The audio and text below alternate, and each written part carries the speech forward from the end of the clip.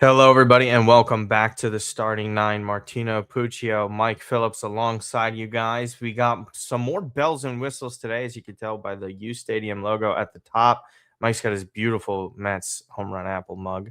Yeah, And shout then, shout the seven and line. then, and then, as we can see on the bottom here, the graphics are in. So, Freddy Peralta extension. We're going big with the first one, Mike. The rumors were kind of in huge flurry after Peralta didn't comment on the potential of his contract extension with the New York Mets. He kind of just smiled and laughed it off. And then some more reports came out. I believe it was from John Heyman talking about how he wants around 7 to 8 years with an extension. That's obviously very lengthy and a little bit over of what the projection was in the athletic article with Will Salmon and Ken Rosenthal. Again, those were just projections that they mentioned on their end. But as far as 7 to 8 years go for Freddy Peralta, Mike, we know he's in his early 30s. What do you think? Is that too many years? Is that something that David Stearns and the Mets will commit to? It depends because I feel like it's a spot if you're David Stearns. Like, I mean, don't forget, he was willing to offer 12 years to Yoshinobu Yamamoto. He set the terms the Dodgers offered here, but that deal had a opt-out built into it. Basically, okay, 5 years you can leave. So it would not shock me. I know that they wanted Peralta. They made it clear they wanted to get him here. Like, it's to think if he's willing to take a little less per year for the tax, which could help if there is some sort of increased penalties next CBA, which we'll talk about at the end of the show here. Or two, like he's more willing to say, okay, I'll take the 7-year deal, but we're going to give you an opt after 4 years. Like if you want to go test the market again, you can. So I could see that being something they explore. Yeah, I mean, 4 years is pretty good, anyways, right? It basically guarantees 5 years with the Mets, obviously, including this one. There's money involved there, and you mentioned the opt outs. He would still be in his mid 30s at that rate when he were to opt out of that contract if they were to do 4 years after the fact. I don't think the AAV will be anything absurd. For me, the only thing that ultimately holds back Freddie Peralta and getting that guaranteed 7 to 8 years is just the amount of innings that he logs. And he just never really goes super deep into games. There's no denying he's a top end starter in Major League Baseball. He's been that good for the past couple of seasons. There's no denying it. I think the Mets would go 7. 8 feels a little bit longer, but you toy around with a year or two. And then you mention if there's opt outs involved. I haven't put too much thought into it just yet. I still think he signs the extension. I don't see them going 8 years. I know that could just be like a little silly thing to cut off at like a 7 year extension, or even the 6 years. It wouldn't shock me. I think it's just of where that AAV is and the opt outs, as you mentioned. Do you see anything maybe earlier than the 4 year opt out? Maybe something after like 3 years, perhaps. I don't know about that because I know he made a big deal, Peralta, how like he wants to, I think the quote was basically something to the effect of I want to pitch somewhere where I can end my career. So like I think like he wants to, be here as long as he possibly can. So I think the opt out of 4 years, if you give the Mets 5 years, basically go from like 29 season to his 34 season, that's pretty good bet if you're the Mets. And like if you've done well here and you have young players coming in cheaper, you can absorb whatever the last 3 years of the Peralta contract are. Exactly. Because there are a couple of players that they're probably going to have to start absorbing their contracts, and we're just going to jump right into them because we saw their spring training debuts this week. Sean Manaea, Kodai Senga. I think we'll start with Senga here. There was high velo, Mike. Really high velo in this one. I think that was kind of eye popping. You hear Mendoza's comments referencing how health, health, health, health, health, which to me, just the comments right before we get into that velo and just the overall performance from Senga, that is a bigger issue than they might have let on. Obviously, we knew him missing time with his health last season or the past couple of years has been a major issue for him, and it obviously impacts him. Um, Muscular strains not really coming back if the Mets were going to be able to do anything in the playoffs. And then also the same goes for the year prior in 2024, where he did start against Philly, but really couldn't go deeper in it because he was having some issues. We know the type of pitcher that Kodai Senga can be if healthy, but is it getting to a point where his health has been mentally detrimental to his play? Because it kind of seems like that by the comments that Mendoza has been making. Yeah, I think it's interesting with Senga because obviously you remember 23, how great he was his rookie year. You think he's his second rookie of the year that you remember correctly. I think it was the year Corbin Carroll one, right? That he got that. Yeah, Carroll dominated that year. Yeah. So anyway, with the Senga stuff here, people forget like 24, he starts camp with the arm issues. Then he comes back. He has the one start where he's looking great, and then like I think was it a calf strain or a groin or something like that. That like he basically got hurt and missed the Against the rest. Atlanta Braves, I believe, yeah.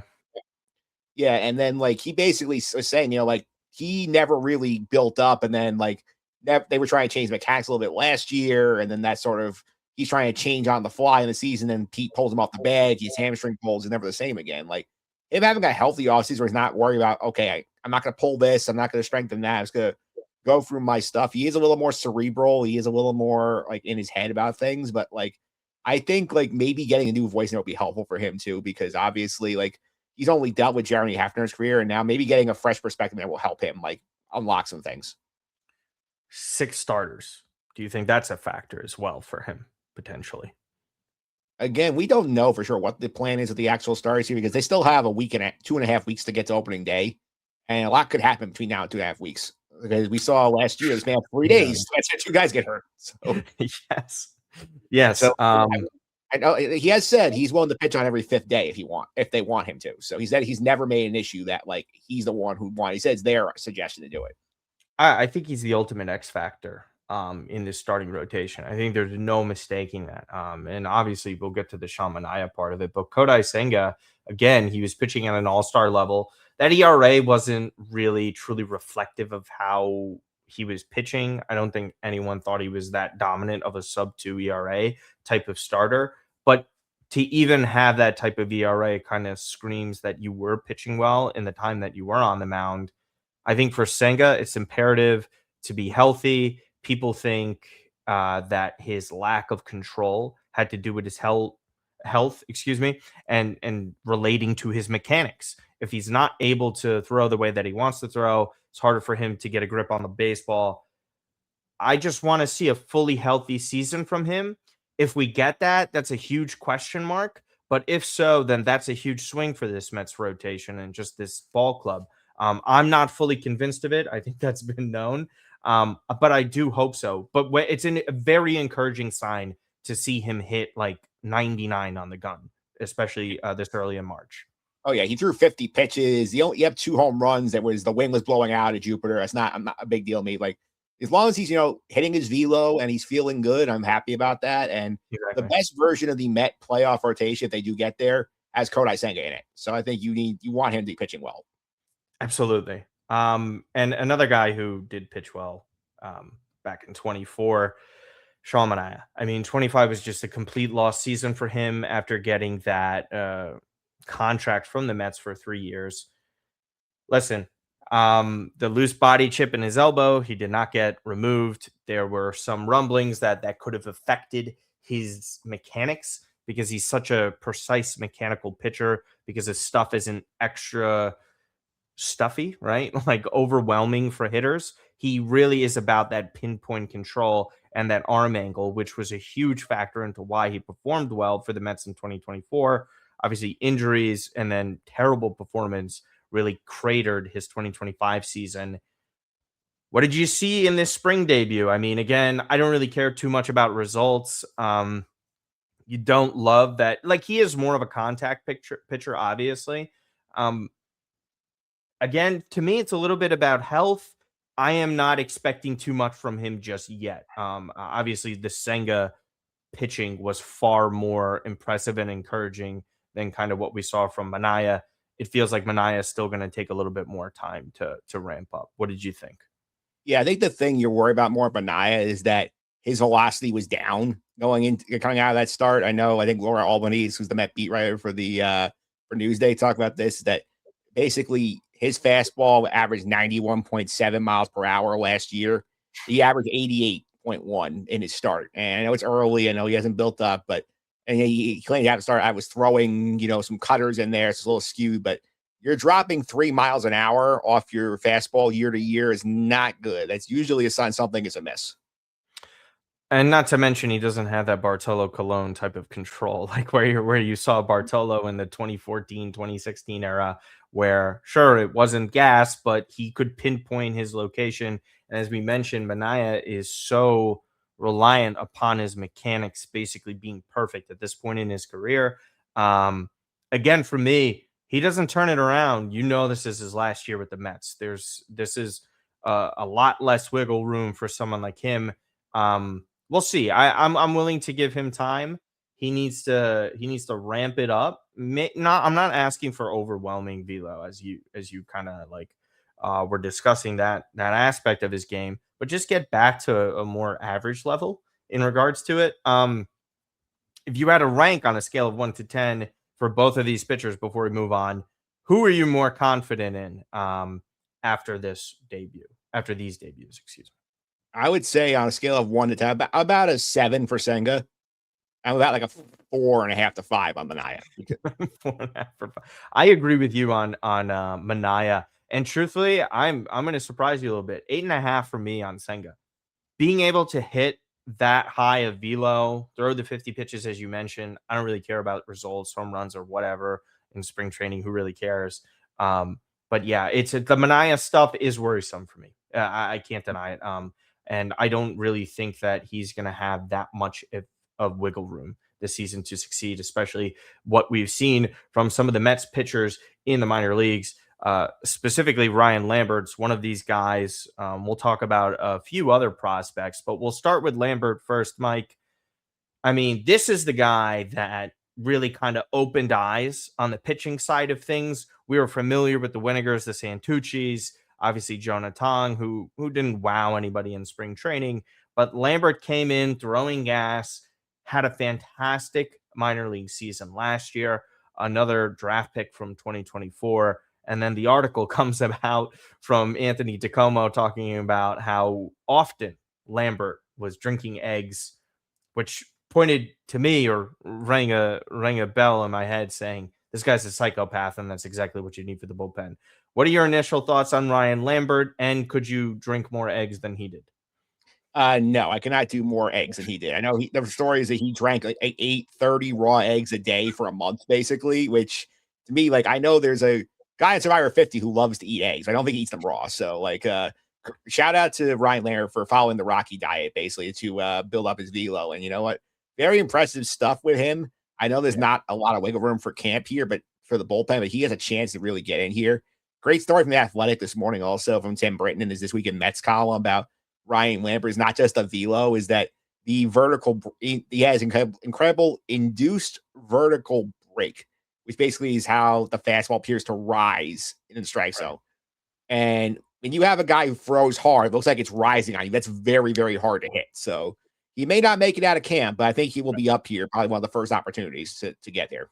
Yeah, I mean, sub 2 ERA in the minors. Again, somebody that'll probably be building up over time. I think he kind of projects just better than Dylan Ross does, right? Because we know they're both kind of these power Yeah. arms, but Ross has some control issues, which is kind of preventing him from not only making his debut, but break camp with the team, right? Because we saw him a little bit. I believe he pitched against the He's already Marlins. he's already been cut from the camp roster, Dylan Ross. Right. Lambert's Yeah, still there. so no, but just like even in the long term, it doesn't really seem like he's one of those guys that's going to be up anytime soon.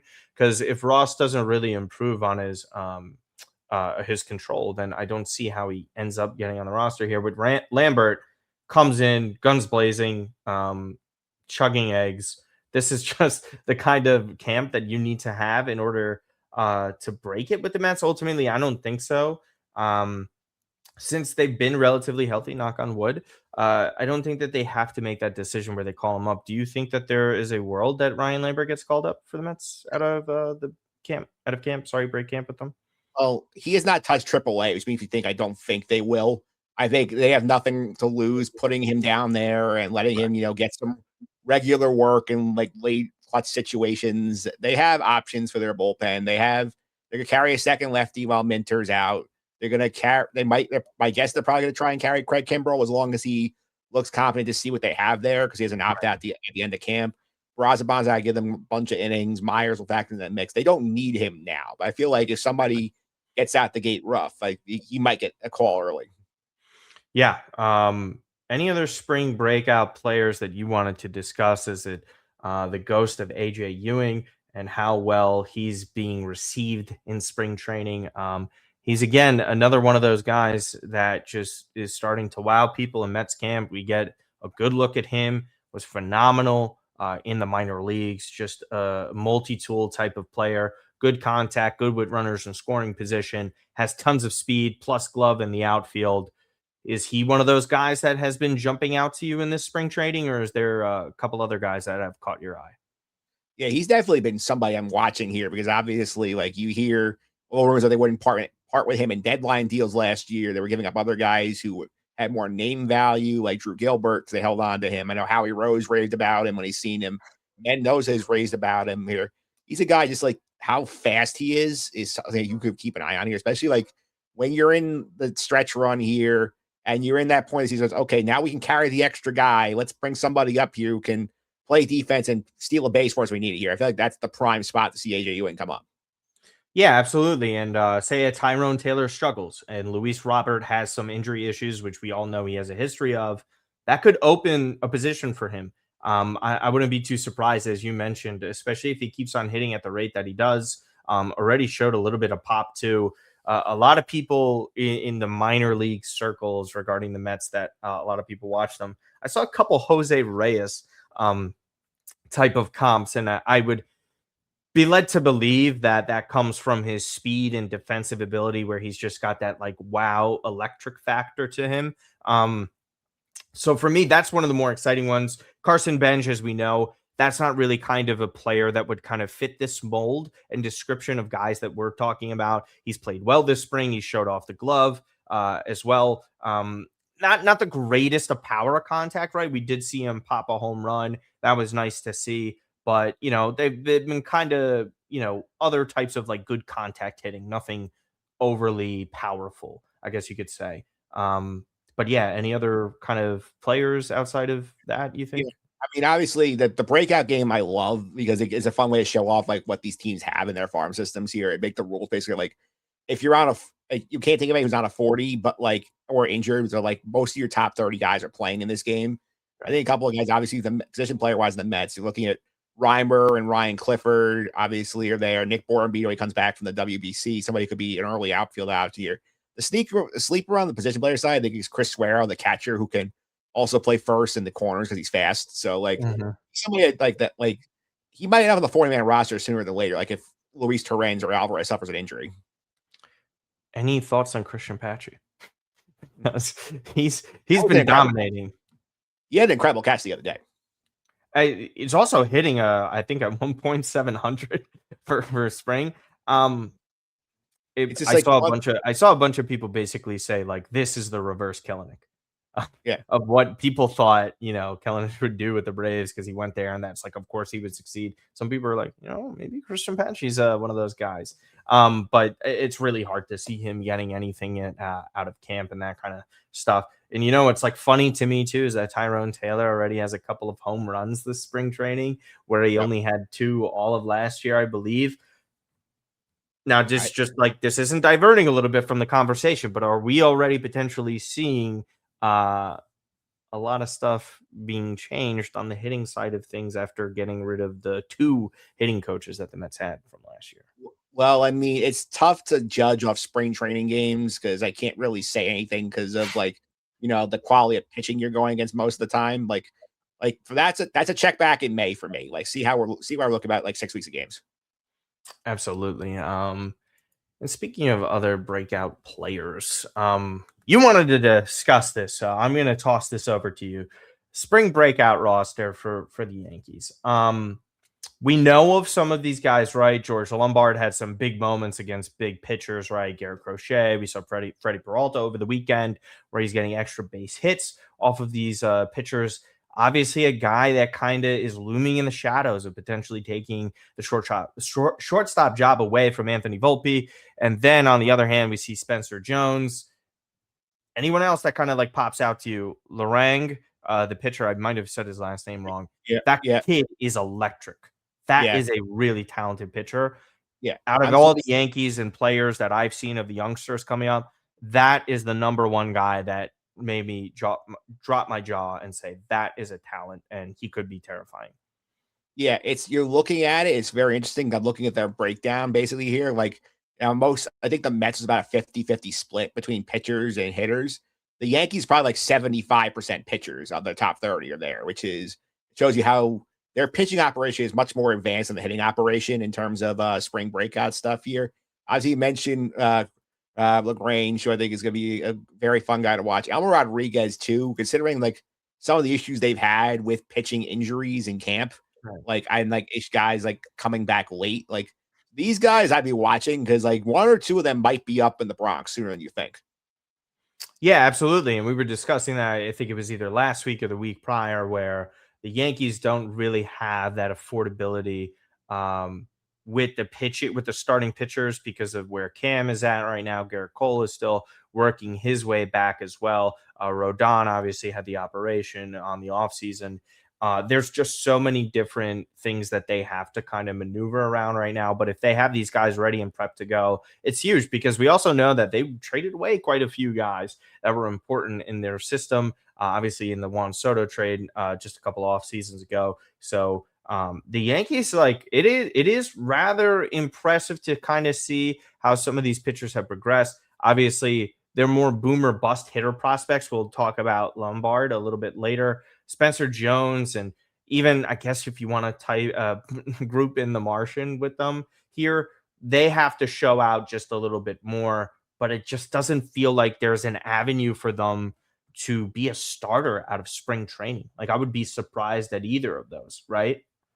Yeah, they're blocked in multiple spots with the outfield, especially because like Yankees basically said, like Dominguez, like we want him to play, and the way we're set up with Grisham taking the QO, and we kept Bellinger and Judge is here, and Stanton is actually is functional by the fact he can barely open a bag of potato chips without pain. But like as long as these guys are there, like you're not finding at bats every day for Jason Dominguez. It's in that case, he's still only like what 22, 23.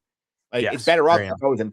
goes and plays every day than just start twice a week and be a pinch hitter. It doesn't help his development. It genuinely, he's not at the talent level like when coming up, like Jabba Chamberlain was, but man, does it remind me of it, where they're just messing with him and not having a clear cut plan. Obviously, maybe things changed, or things, and not maybe, but things definitely changed after the Trent Grisham qualifying offer was accepted.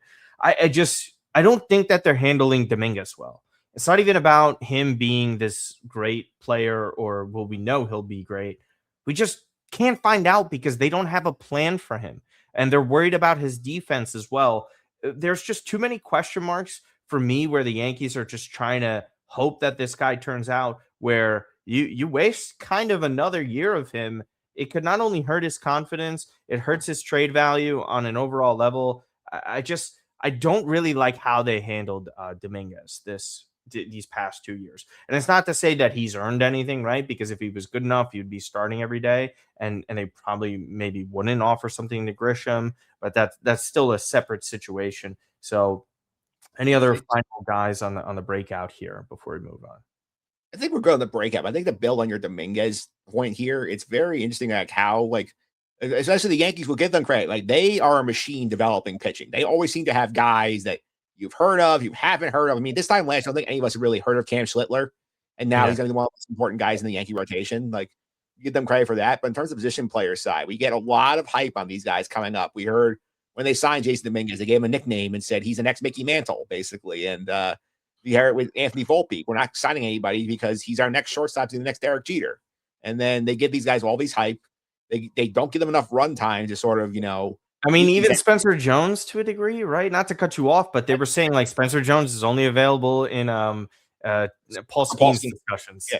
Yeah, and they've been comparing him to Aaron Judge because of the height and the profile. But like these things, like I just don't get where you hear about these guys, they don't get opportunities to prove themselves in the big leagues, and then their prospect value disappears because they're 25 and they get like they've had no big league run. I don't know if you saw this just before we move on, but the Spencer Jones Ohtani side by side swings of just him standing his approach, just looking a little bit similar to Shohei. I just thought that was very funny. And, fans just eat that kind of stuff up. Just a quick It's comment on that. I'm not sure if you it, saw. it gave Sean Manaea copying Chris Sale's arm slot a little bit. Yes, or maybe the James McCann, JT Realmuto graphic where they compared their statistics. One of the all-time funny things. This was pretty funny. Ryan McMahon commits an error. Aaron Boone had some comments on it. It was a bit of a viral clip, as you had mentioned. I mean, Yeah, this he is just like when this is where the Yankees get made fun of, because this is the kind of the weather that, infamous rant from Michael Kay. Stop trying to be the Tampa Bay Rays. Stop trying to be smarter than you are. Moving McMahon over to shortstop kind of feels like one of those things. He has an error here. What are your thoughts on it? I mean, it's just like a silly overall situation, not a good PR moment for them.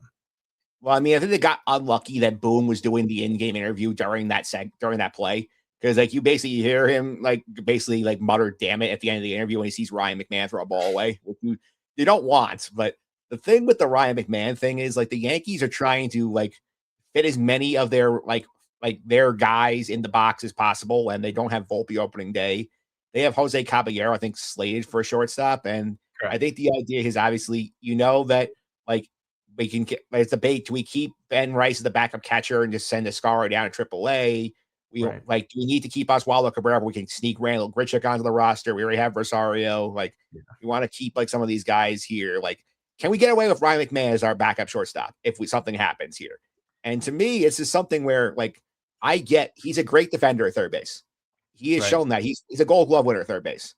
Playing third base and playing shortstop, especially moving back to the middle, is not an easy thing to do. Like this is the opposite of the Mets are doing with Bo Bichette, where they're moving him to the outside.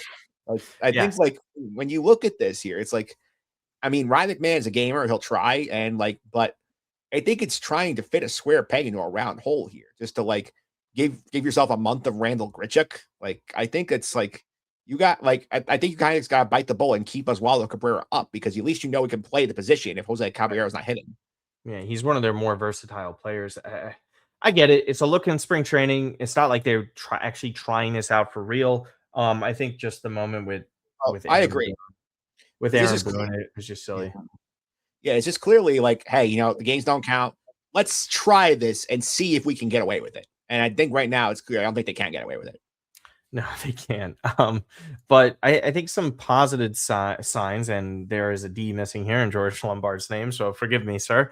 But basically, George Lombard is, the hot Yankees prospect. There's zero denying it. You hear only great things about him.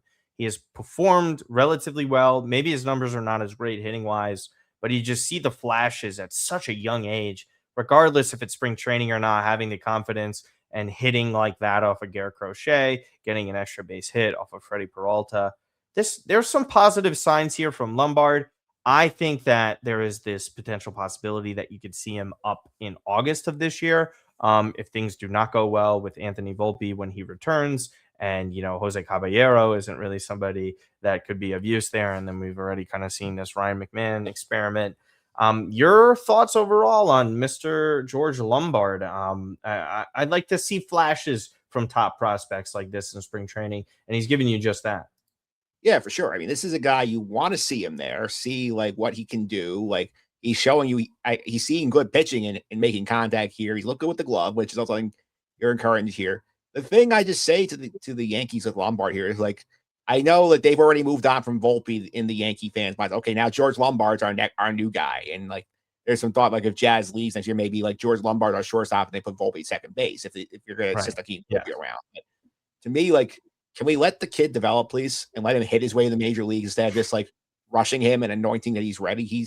I looking at his numbers last year. He spent most of the year at Double A, and he hit well. He hit 215 in Double A with 8 home runs and 36 RBIs and 391 at bats. This is a guy who needs time to develop. This is a guy who needs to face pitching and learn how to adjust and like get better as a player without the pressure of being the next savior of the New York Yankees at shortstop. Which is kind of what they did to Anthony Volpe in a way, where they Yeah, kind of set him up to fail. It felt like he was rushed, and they're you going know, on that same path right now. yeah, and it's just this is the problem when they hype up their guys like that, and it's not to say that any of these guys will or won't be good players. It's not about that. I think it's just the process that the New York Yankees have had with their positional players over Not the the course of pitchers. the last decade. Yeah. It's not even just a recent thing with Volpe. We've seen it with multiple players. And it's really worked out with Judge. And we all know how old Judge was when he came up. Yes, we know he came out of Fresno, but he was still in his mid-20s, right? Like Lombard would be even younger than Volpe was if he were to come up and debut at this point.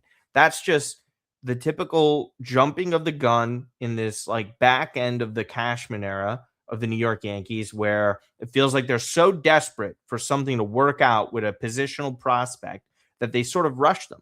Whereas, the better hitting prospects that they've come up with, Ben Rice has been really good. I mean, obviously, he just doesn't have a clear-cut position. That's a huge problem. Austin Wells is rather mediocre, but you don't see those guys get rushed. It just feels like, to me, a little bit, if he wasn't a shortstop, he would be looked at completely different. But like when people think shortstop, Yankees, and top prospect, they're immediately going to Derek Jeter in that regard. And it's easy to kind of do that. It's been an iconic position. It's one of the more iconic positions and, jobs in the sport itself. There's no denying that. But when you're setting up a player like this to sink or swim at this age, it's not a good product that you're going to get, because we've also seen a little bit with Dominguez. Just right now, I think you're 100% right. Let Lombard go and figure out some of these issues that he had. Got a good look. Did well against some top starting pitchers. Maybe have that, Fugazi confidence. Bring it back down to the minor leagues and see what's what after that. Final comments on Mr. Lombard, though.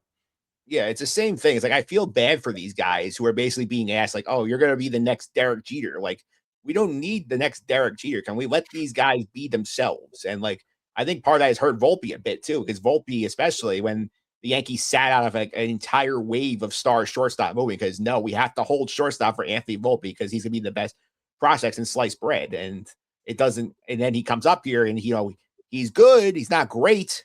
And then all the Yankee fans are like, wait, we were told that he was going to be a superstar. Why isn't he a superstar? And then they take it out on him. And he's just a totally different hitting profile too. A lot of these players are more strikeout prone than we've seen. Like he's got good pop for a shortstop. Like I think he has tools there. I think he tries a little too hard, presses a bit too much at the shortstop position. But again, it's never easy with the Yankees to do that, especially when you have expectations as a prospect. No offense to like Aaron Judge or anything. When he came up as a prospect, no one ever in their wildest dreams thought he would be, close to the level that he is now, let alone, like a perennial all-star. Like he is one of the greatest hitters of all time.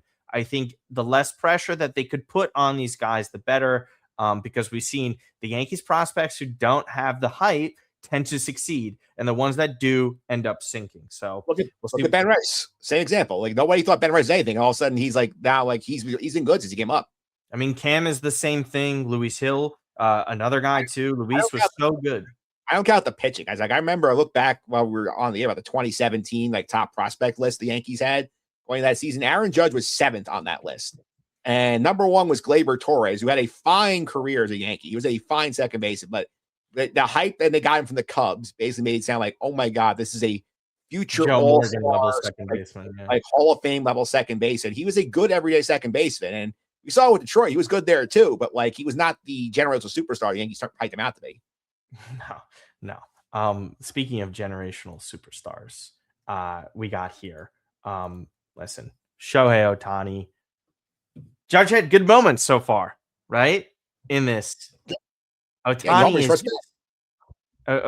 is just like a different monster, right? Because we could talk about the social media stuff. He's an international superstar. There's never been anyone like him in Major League Baseball history. I mean, if when I think of international superstars so well and highly regarded, I think of 2 other players off the top of my head, Mike. One is Roberto Clemente, easily, and then number 2 would be Ichiro Suzuki, because he's, prior to Ohtani, the greatest Asian player to ever play in Major League Baseball. Just the power on the grand slam, right? Like, can we talk about that for a moment? To kind of reach out the way he did and pull it over the fence. This guy is easily the most talented baseball player that ever lived. And this is no offense to Aaron Judge. And I said last year, like, Judge is the best hitter since Barry Bonds, Pujols, Miguel Cabrera, whatever you want to say, right? Hitter. But when it comes to just the absolute talent of this guy, I am in awe. He made that home run, that grand slam was incredibly bonkers. And that this whole Japanese team right now, We know they perform great in the World Baseball Classic all the time. They are a juggernaut. They really are just an institution that pumps out winners. They cleaned up in this early stages of the World Baseball Classic, and Shohei was spearheading that. Yeah, for sure. I mean, like you talk about just the talent, like even not just like him hitting. You're like, if he chose to just be a pitcher, like he could be an ace level pitcher. Like the fact he can do both and hit 50 home runs a year. And we're gonna see how long this goes to the Dodgers this year, where like he's starting and like if you give like a 10-win season, a 3.5 ERA against while hitting every other day of the week, that's incredible. Yeah, I mean, it's just you're in awe of it because each time you're just like, there's no way he steps up and does something like big again in a moment. Because his 2024 World Series was a little bit quiet, but then we learned that he had some shoulder issues in that, so he Well, wasn't fully healthy. we knew Um, that 'cause he hurt his shoulder sliding to second base in game two, and then like he got hurt. But Like it wasn't really like a narrative or talking point.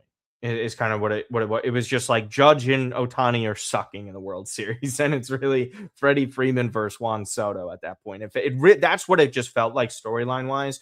We know, like I'm always there to give guys a break. If you're not 100%, especially with your shoulder issues, like come on, like to expect anything different is silly. But it's really difficult not to see how Japan doesn't end up like being in this conversation for the title here. Any other things that kind of popped out to you? We've had some really great moments, some walk-offs, some traditional walk-off home runs, like we saw from Ozzy Albies, which was the first ever walk-off home run in the World Baseball Classic. And then we had Juan Soto with a technical walk-off home run, but via the mercy rule. Any big moments that kind of popped out to you? I think Albies is probably the biggest moment of the rest. Yeah, I think we got the moments here. I think the other things I've noticed here is like I think got three things I'll throw in here. Is one is the kids of four big leaguers being here is fun. But I mean, you got Jose Yes. Contreras, his son, pitching for Brazil, which is fun. May Still Ramirez in is high school. yeah, still in high school. He's taking history classes in between World Baseball Classic stuff. That's fun for him. May Ramirez, son, I think is there. I think he was on. Is he on Nicaragua or is he in the Brazil. oh, yeah, no, Bichette, Dante Bichette Jr., Bo's brother, is on Brazil also. So that's fun. You get the fun like cultural moments. Like you and I, as our Italians, love that they have the espresso shots in the dugout after somebody has a big hit. That's fun. Yeah, good tropes. Yeah. Yeah, I yeah, get I get tired of those personally. yeah, Yeah, it's I mean, yeah, Manny's son hitting that home run in that spot. You're just like, wow. yeah. Off of a really good pitcher in Logan Webb. Respectable. Brazil put in respectable performances. Great Britain, absolute disaster. But it was funny when they go up 1-0 off of like School's like first pitch, and School Yeah. was pretty much done right after that. Yeah, sorry. As far as any other comments go with other teams, Yeah, good he brought Scooble up here because I don't know if you've seen the narrative now that he's like now apparently having second thoughts about like he may want to stick around for the later rounds, which I think is an interesting development here because I think this is one of those things where like he got talked into it, said, I have to worry about myself and my career. I know Ken Rosenthal said for the Athletic, this is the right thing to do. We can't criticize either way he picks because this is his life, not right, ours. And I right, think it's interesting that like I think he went, had fun, was out having some fun while thinking like, man, I don't want to miss this if I'm gonna be have to go back to camp. right. So now he's debating like, do I stick around here? And it's tricky because of you still have to get the guys ready for the regular season, which is why Paul Skeens is not pitching the title game because otherwise he has to miss Pirate opening day because he's going too long between starts. But you're like, Which is okay if you do, Paul. It's okay if you do. yeah, even so, though, like imagine like the scenario where you're in the semifinal and Scooble sticks around. You have Scooble and Skeens back to back in a semifinal game. That would be ridiculous. It's terrifying. Yeah, I'm happy that he's having second thoughts. I still want him to, really stick to that, plan that he has. I don't want him to jeopardize his future. I totally understood where he was coming from. I think a lot of people ripping on him just didn't realize the unprecedented moment that he's about to enter in his career, where he could be the first ever starting pitcher to receive $400 million. Like that's what we're talking about. I think that's on the table potentially. I wouldn't rule it out. I think he'll go to the Dodgers. I don't think the Mets are going to be in for him. probably not. I don't see them offering the contract with it. I think he goes back to California. I think Scooble to the Dodgers is obvious. I think they dump like a Glass now, and maybe someone else or Teoscar are definitely on the table for that too. Kind of keeping with the World Baseball Classic and some of the comments and in regards to the hype and how good this is and how it isn't. I mean, listen, with Bryce Harper's comments today, or sorry, it was the other day, I believe.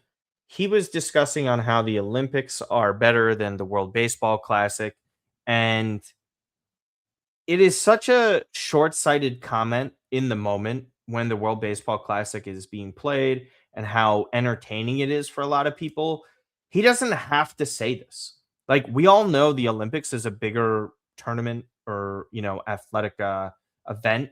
With like, there's no debating that. I think everybody knows that. And when you have the World Baseball Classic being what it is and people are having fun and you're out there trying to represent your country and you're talking about how exciting it is to go around and just say something like this, and I don't even disagree with it, but there's a time and place, and I just don't really think that this was a comment needed to be made by Bryce Harper, regardless if you agree or not. I just think it was silly and it downplays the tournament that he's currently playing in and the team that he's representing. Yeah, I took it differently than you did in terms of like not like saying like okay, like I don't think he's like taking shots at the event he's in. I'm sure he's having fun and he's glad he's there. I think like he's trying to take the moment to sell this narrative. I think a lot of the players are here. It's like, hey, like we want to go to the Olympics in 2028 when they're in LA, and we know it's probably gonna come on CBA talks over the winter. I think this is him trying to plant his flag right now and say, look, like this is a great environment. Imagine how much better this environment would be if we're in the middle of the season, everybody's like all stretched out, ready to go. We Right. have like Major League Baseball players in the Olympics in LA playing at Dodger Stadium, like for the week that the tournament runs. Like that'd be a lot of fun. And I will also throw out in that regard here the fact we only have 6 teams in the tournament is a mistake for the Olympic tournament because like all the great nations here, and I did not even realize this till the Athletic article pointed this out here.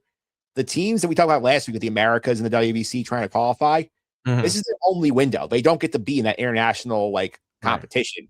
It's going to be the 2 Asian teams. I think like teams from Europe, yeah, Right. I think the African champion, Oceanic champion. Like, I think like the fact you're looking at Olympic tournament where you're not going to have like at least 2 of like Venezuela, the Dominican, Puerto Right. Rico, Cuba, like that doesn't feel like it's a best of the best competition. Like I agree. we can't Yeah. make us an 8-team field and have 2 pools of 4.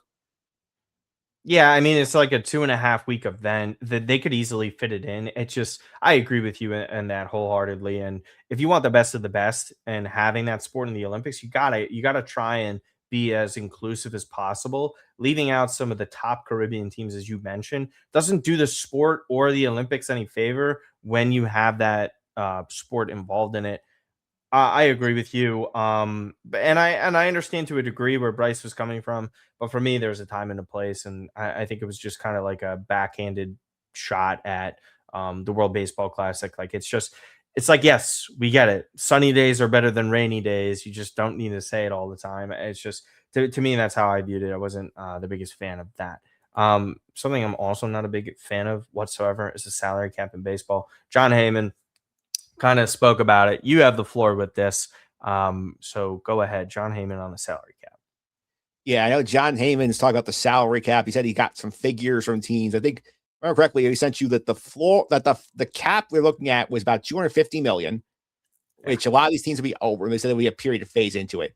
The floor of this thing, about $160 million, which to me, like that is a pointless salary cap system because I don't know if you're aware in the NFL, like what the salary cap we know the high end is like 301, I think now, right? Or something higher than that. I know it's skyrocketed this year, so I'm not really sure. The floor on the cap for them, for the NHL, for the NBA is at least 80% of the floor. And I'm not if I'm correct here, 160 to 250 is not 80%. No, doesn't seem close. No, I'm not Sir Isaac Newton here, but no, Yeah. it's not really Yeah. close. Yeah. Yeah, that's thing one here. Like we're not reducing the spending, what's increasing the spending whatsoever here. And if you're a player here, like why would I agree to this cap system where we're taking the Mets, the Dodgers, and the big teams down at the knees? When I don't know if the Pirates or the Marlins or Jerry Reinsdorf with the White Sox or Castellini with the Reds or the Rockies are going to consistently hit this bottom of the floor. Like I don't think this is happening with them. And They don't everybody's deserve the benefit of the doubt. No. they don't. You're telling me that every year these teams were crying poor about revenue, and some of them have legitimate gripes. Tampa, obviously, with their market, with their stadium situation, that's have a hard time getting revenue, and they are consistently competitive. The Guardians are consistently competitive on low payrolls here. You're asking these teams who claim not to have the revenue sources to consistently spend this money just to spend. Not a good system here for thing one. And thing two, like everybody says you get parity. Look at the NFL. Like parity does not, like the salary cap does not make a bad team make better decisions here. Like if you're, for example, I mentioned the Guardians and somebody else brought this up in a tweet. I forget what it was. A great point.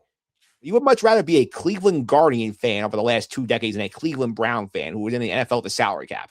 Just because you have a cap on how the big guys in, doesn't mean that your team's gonna be suddenly more efficient spending their money or make better base.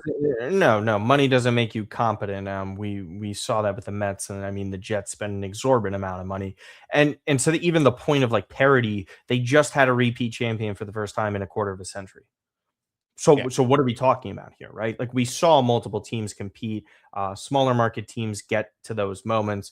The NFL team win 6 Super Bowls in 20 years. And that's just one team. What about the Chiefs, right? How many Super Bowls did they go to Super Bowls, right? Forget about the ones that they won. They nearly did a three-peat. They were going basically almost every single year. The only time that they didn't was like a crazy result with the Cincinnati Bengals. Yeah, obviously, we know what happened this year. The NFL is what I call fake parity, where in the sense that like it's not hard to get into the playoffs. Like if you were managed decently, and that's why the Jets are not there, because the Jets are not managed decently. If you're a semi-competent like ownership group and football group, you can get in the playoffs after like a 2 or 3 down year. After they expanded it, and baseball's also expanded, which was part of the negotiations in the deals, where it's a lot easier. Where we see the Cincinnati Reds, who don't try get into the playoffs, or we see the Mets, where it was a disastrous season, failed to get in, and like I'm sorry, just the parity idea is stupid because the ownership groups are the reasons why the Dodgers exist, right? Because how many great Dodger players are here right now because these star players were not paid by their previous teams. The Red Sox, a huge market, refused to pay Mookie Betts. The Atlanta Braves, there was a little bit of a different situation with how his agent operated. Freddie Freeman walked out the door, right? Shohei Ohtani and the Los Angeles Angels. Ohtani would have stayed there if they were somewhat competent. We all know this. And then we're seeing this with Kyle Tucker. The Houston Astros refused to meet that money. The Cubs didn't even try and throw their hat into the ring, even though it's still a different scenario because he was traded there. There's so many different situations and scenarios in which these teams build up, right? Because these other loser franchises are refusing to pay their stars. We're going to see the same thing with Tariq Skubal. I don't even want to remotely hear about that. And the Orioles didn't even try to attempt with Corbin Burns. That ended up being a good decision because of like how he was declining. And then the final example, we all know what's going to happen. It's destiny that it is written in the stars that he is going to leave. And that's Paul Skeens in Pittsburgh. So the idea that these franchises deserve the benefit of the doubt when we see their actions over the course of how many decades at this point, refusing to spend. And then I am also not buying in maybe the Athletics to an extent when they get to Vegas. But my God, are we actually going to, when we see those contracts offered to Soderstrom, who ended up signing there, to Luis Severino, where they're breaking these records. Like, guys, $64 million is breaking a record in a pitcher's contract for the Athletics. Like it's a nonsense. It's a joke. They're only doing it now, just like we saw the Pirates spend a little bit, right? Just before the CBA is expiring, so they can go up. And when these negotiations start happening, basically 10 months from now or whatever, if they they're going to say we tried, nobody wanted to sign with us. It's the count because they just took money from bigger teams. That's the argument. And you and I both know at the end of the day, a salary cap is not coming to baseball. It's simple. There's zero way that it's going to happen. I think go ahead. Yeah, definitely not happening here. To close out my point on the parity situation here earlier, yes, we can get in the playoffs easy in NFL, but you look exactly the AFC the last like 20 years, like basically every single year, the AFC championship has had some combination of the Patriots with Tom Brady, the Broncos and Colts with Peyton Manning, or the Chiefs with Patrick Mahomes in the game. Like those, like that's not real parity. It's just finding a great quarterback and supporting them. The NBA is the same way, where you have if you have the Yeah. star players, you're going to be in the mix every single year. If you don't, you're not. So And I yeah, well, like even like the NBA was always like that though. The NBA was always star powered. However, the NFL was not just that. the The NFL's not NFL quarterback now. exactly. And we know why. Because of CTE. Yeah. And because of CTE, we have to protect the players as player safety. We have to change our kickoff rules, but then we have to change them back again because we're taking out basically an entire phase of the game. And defense is harder now than it ever has been. So you have to be relying on offense. And the New York Jets are like, let's run the football. It is stupid. People do not understand how these teams are built. It's been proven. I think if in the examples and the events of the Tampa Bay Rays and the Cleveland Guardians, if they just did a bit better in trying to spend a bit more to keep their stars, or when they have a hyper competitive team, to just spend a little bit extra and go in that window for 2 to 3 years. We're not asking you to have a top 10 payroll every single year, but just a top payroll when it makes sense, right? Like, do that. And if baseball would be in a much better spot. And again, the final point being, you cannot have revenues be public, boasting about how well the league is doing, like Manfred is, where we're great across streaming platforms. We're increasing in-house attendance. Like all across the board, we're doing great. And then in turn, you have these franchises that are in relatively big markets, by the way, right? Say, we got nothing. Yeah, I think also, like, I think in terms of the actual like capping, it's not going to be a cap. I think if anything, you're going to see more of the NBA second apron model where it's like, okay, you want to spend this much money, we're going to make it that much harder for you to build a team.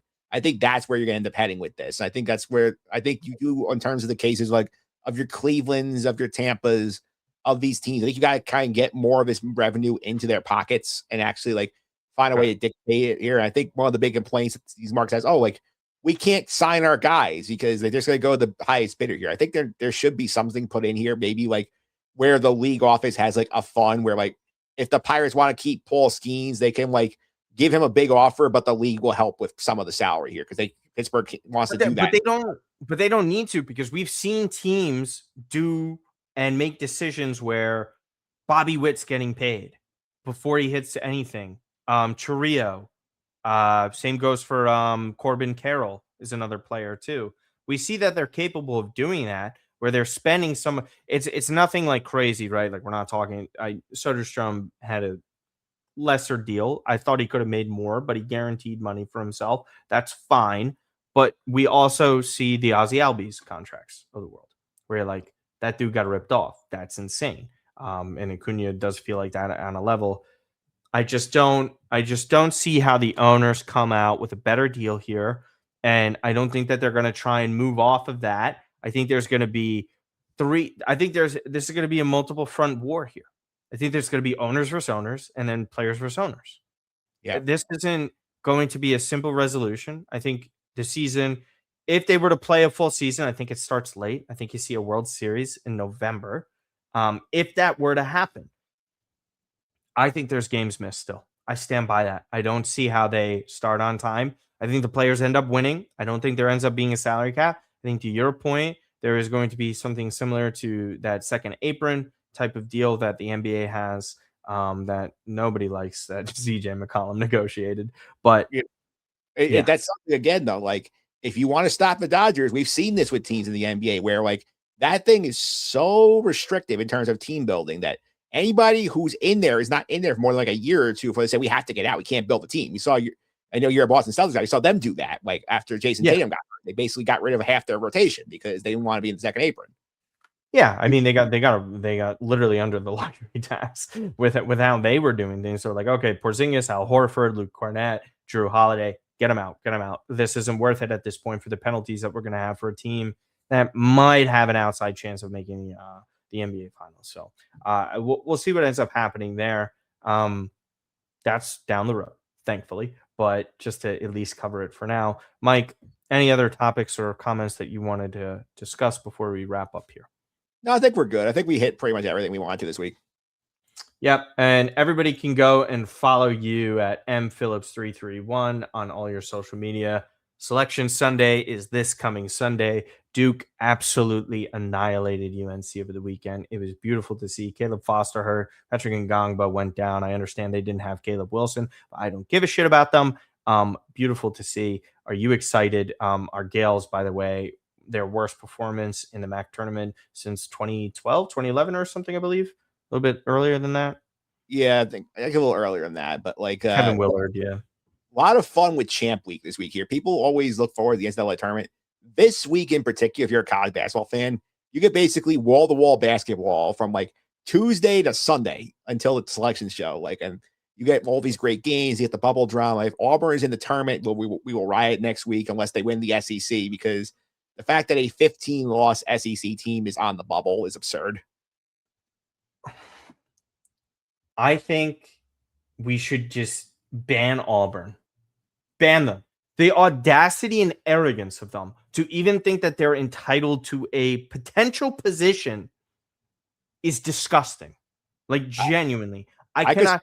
I could spend this is the biggest one. There's been a lot of like teams that have gotten in the tournament that don't even deserve to be. This is the most unqualified team I think I've ever seen thinking that they deserve a spot in the tournament that I could personally think of. I think it's ridiculous. Yeah. I could spend an hour on here with you talking about how the net is just created to inflate power conference egos and make sure that more of them get in the tournament over like your good mid-major teams. Like, I have a lot of stuff on fan side this week getting ready for the tournament. You want to keep an eye on that. I'll also throw out here Sky Guys podcast. We are on the road to the Mandalorian Grogu still. We are in the book of Boba Fett now, and Mando took over that show. So we covered chapter 5 of that episode this week. Mando comes back. So if you like that, check that out. And I'll give you your Oscar watch. I did watch Hamnet last night. Okay. Buckley, is she as good as everyone says she is? Oh, yes. Okay. It's all-time performance, you think? I don't know if it's quite all-time. I think it's right underneath that, though. Okay. So we still keep on seeing no guarantees on Best Actor. Yeah, there's no. Everything is up in the air right now. I'm gonna have to speed run and do everything this week. The Oscars are on Sunday the 15th. Again, guys, if you want to go and check out my stuff as well, it's Martino Pucci everywhere at Martino Pooch on Twitter, POOCH. Use Stadium, guys. Obviously, everything. Like, subscribe to the YouTube channel. You see all of our clips up on there. It's plenty exciting. 2.5 weeks away from opening day. We're there. We're almost there. The weather's been beautiful, Mike. I feel it. It's right around the corner. So I'm all excited for all that kind of stuff. March is the best sports month of the year. I will maintain that. I do not care about October conversations in this. And I understand October can be number 2. Fine. But you and I are both biased because our birthdays are this month. So yeah. Plus I get the NCAA tournament, which is always like my favorite of the year. Yeah, it's just better. And then we'll see if Italy qualify for the World Cup for the first time since 2014. Other than that, we appreciate you guys so much and take care.